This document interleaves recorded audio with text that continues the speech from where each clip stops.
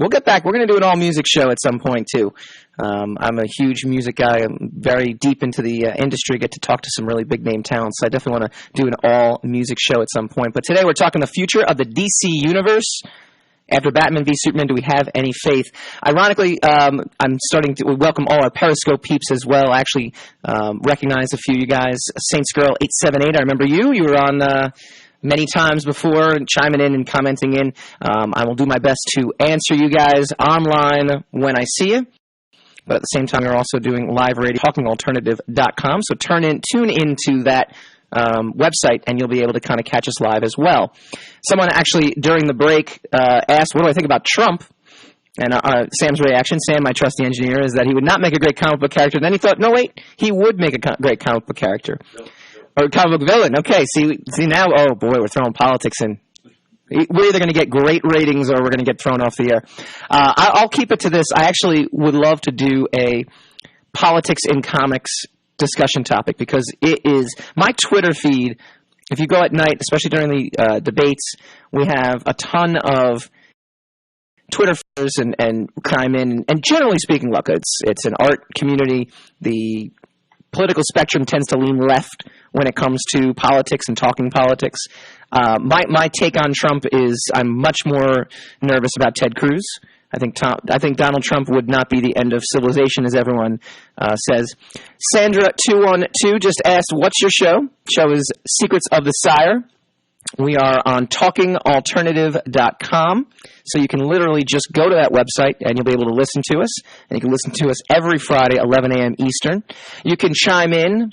Always give me some feedback, some comments. You can go to my Twitter page at Michael_Dolce, D-O-L-C-E, like Dolce & Gabbana.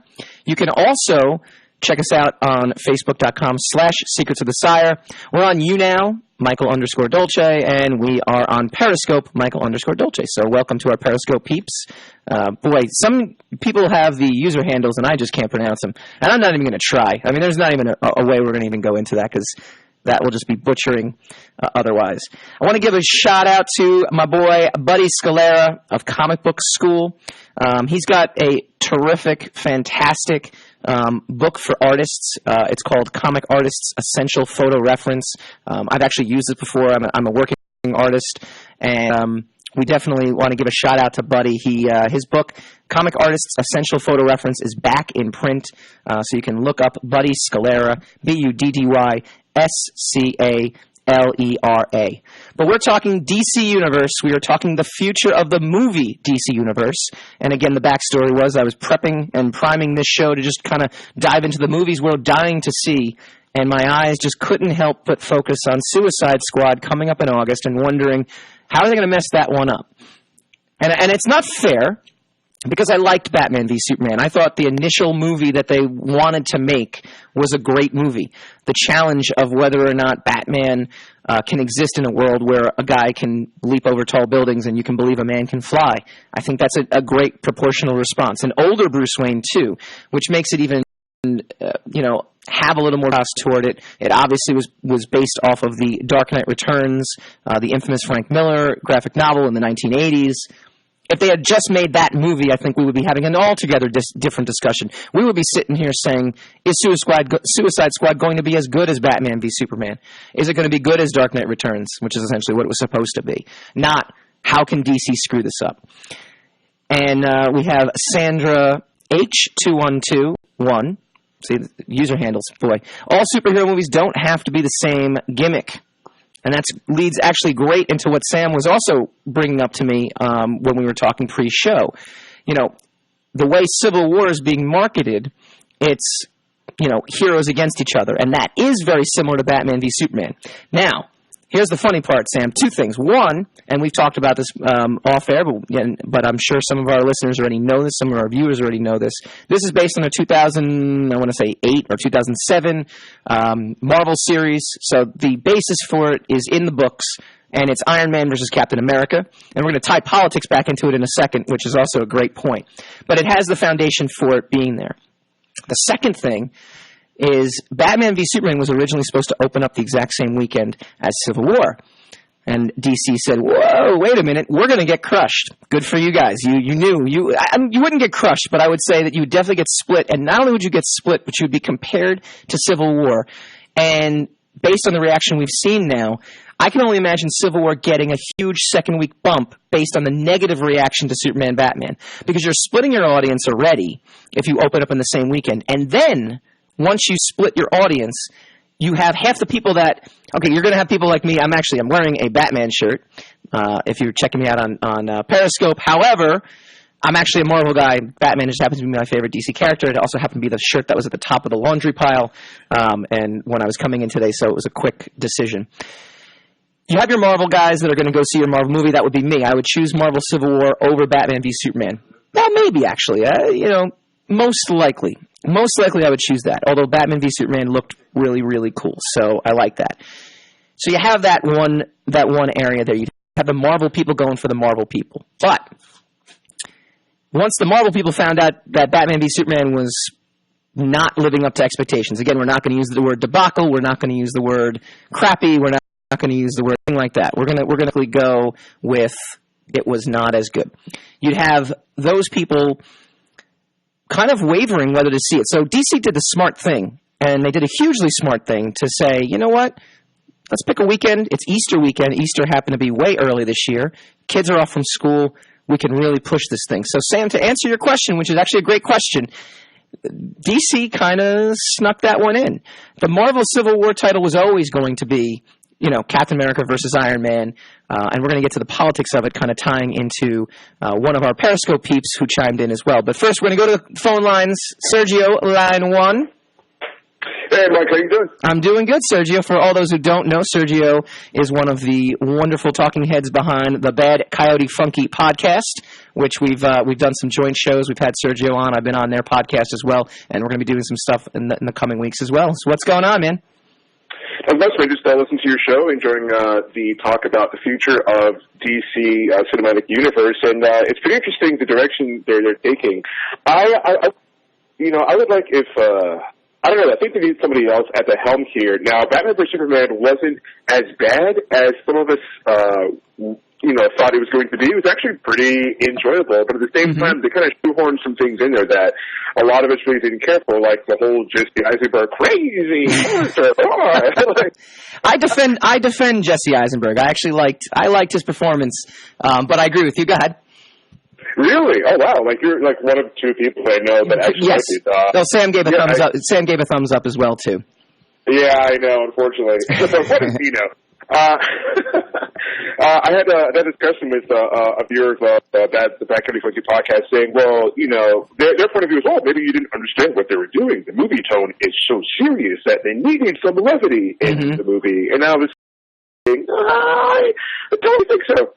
I don't really think so. I mean, it was a good Batman movie. It was a good Superman movie a little bit. But yeah, he was kind of like an angsty guy, right? And I don't know who was in charge of the direction that they took for the character. Maybe hopefully it wasn't Zack Snyder himself. Maybe someone was like, "Hey, Zack, movie's kind of serious.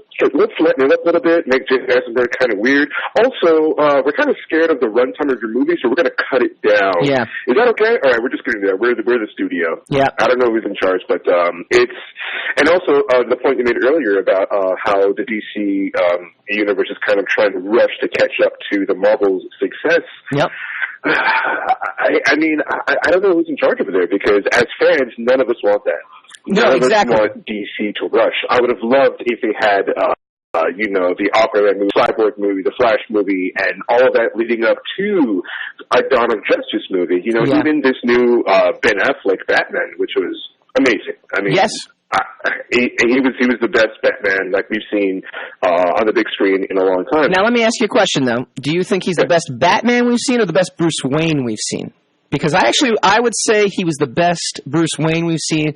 I didn't like the killing that he would do as Batman. As the Batman itself, I feel like that took away from the character. It had me scratching my head as Batman. What do you think? I agree. I think the killing was a bit too much. That was an extreme direction. Although Zack Snyder does say, well, I'm taking from the comics, and there are sources where he does. Sure. I'm a huge Batman fan, and it was very jarring for me to see that. So I totally agree. I think he was, Ben Affleck was a really good Bruce Wayne, because I never saw Christian Bale as Bruce Wayne. I agree. Or Batman. Even Christian Bale has quoted, and everybody out there can look it up, he's quoted himself saying that he feels like he didn't live up to the role of Batman. And I was like, oh, I knew it. The miracle like Batman. But I actually, the killing aside, if you put the killing aside in this movie, and the Bruce Wayne and everything, I think he was a really, really good Batman. I mean, the scene towards the end where he's saving Superman's mother, Martha. Our moms have the same names. Oh my God. It was incredible. I mean, the way he moved, the way he used his gadgets, I was like, wow, this is Batman. Yes. No, I agree with you. I agree, and I thought the suit was pretty badass. We actually talked about that. I hope I don't get banned from YouTube for using the word ass, but hopefully we won't. We're banned from China. Want to welcome some more. I heard. Yeah, I know, it's great. We want to welcome some more Periscope peeps as well too. Joining the show, we are talking with Sergio Renwick. He is of Bad Coyote Funky. It's a great podcast. We've actually done some shows, and actually we had somebody chime in. You like BVS and defend Jesse Eisenberg. I do defend Jesse Eisenberg. I am one of three people that I didn't mind his over the top. I blame the writers though for not giving him the proper motivation. It started out with the right motivation. Lex Luthor had the right motivation coming in. He and Batman are on the same team coming in. That is exactly what I'm looking for, and that's really, really great. And then all of a sudden he just goes off the wheels and he goes crazy. And I'm not sure what's him over the edge. And some other website actually even asked, they're like, did he know that if he knew that he was making an unstoppable killing machine, what was his strategy after he kills Superman? You know, if Superman can't beat an unstoppable killing machine and he unleashes it on Metropolis, he knows that no one is going to stop him. So what's the point? You know, like there was no like. Yeah, I was. The whole part of him going crazy, like he didn't have any solution in the end. He just wanted Superman to do whatever he wanted to do, even though which was get killed by Doomsday, because Doomsday was going to come and kill everybody. So that's for a guy who's supposed to be super genius, he did not exactly have the foresight to look beyond. Sergio, we got some other callers coming in, and I believe I recognize the next one. Thank you for chiming in. I'll call you guys. Anyone can call in at any point, and you don't have to have a podcast. 877-480-4120. We got Greg on line 2. What's going on, Mike? What's going on, Greg? Greg is also one of the plentiful members of Bad Coyote Funky, and we appreciate you guys coming in. We have a Periscope peep ask, does Superman die in BVS? I'm not going to answer that question. Greg, don't answer that question, whatever you do. I like to keep some sort of spoiler-free mentality, even though it's been 2 weeks and there's been plentiful enough articles written. What do you got for me, Greg? So I want to kind of touch upon Lex Luthor a little bit, because I agree with Sergio completely that wasn't Lex Luthor. And, like, for me, I always have a very specific view of him, not just from the comics, but from the animated TV show back in the late, the early aughts, I would say. Yes. I hate that term. Go ahead. I know, me too. That's the only thing I can think of. I was hoping for, like, a John Hamm kind of character. That was slightly older, because I've always viewed Lex Luthor as having that older brother syndrome, that jealous older brother, where he was the savior before, and I shows up, and who the hell is he? But what was interesting, I found, is they gave themselves a back door. Yeah. I don't know if you noticed that, because... Well, wait, we're going to cut that off, actually. Hang on one second, Greg, because we were pushing right up against break. So when we come back, let us know what this back door is all about. Oh, boy. We're getting banned for sure. Secrets of the Sire return in 30 seconds. You're listening to the Talking Alternative Network.